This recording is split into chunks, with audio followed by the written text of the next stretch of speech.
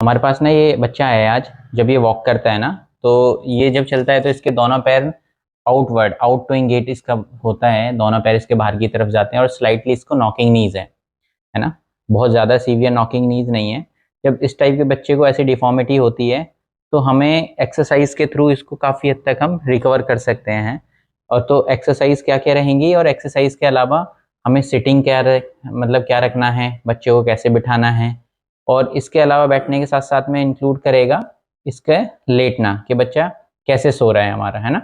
तो हम बताते हैं आपको। जनरली ऐसे बच्चे क्या करते हैं, जब एक प्रॉब्लम होती है तो ऐसे बैठना स्टार्ट कर देते हैं।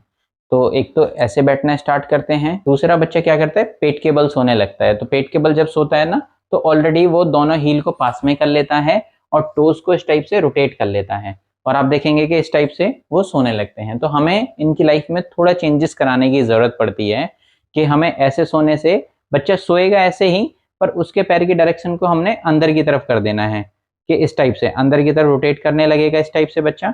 तो क्या है कि आउट टोइंग की जगह जो बच्चे के पैर बाहर की तरफ जाते हैं तो वो थोड़े इनवर्ड आने लगेंगे अंदर की तरफ, तो स्ट्रेट हो जाएगा। इसके अलावा जो सिटिंग करनी है, बच्चे को दोनों पैर मिला के बैठने हैं और नी के बीच में क्या करना है, गैप क्रिएट करना है।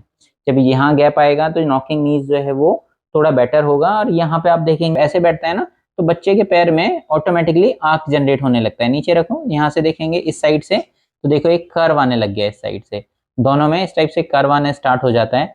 तो इस टाइप से उनकी सिटिंग हो जाएगी। तो बच्चों को थोड़ी सी जो इनकी सिटिंग है, अब बैठो इस टाइप से करके बैठना है।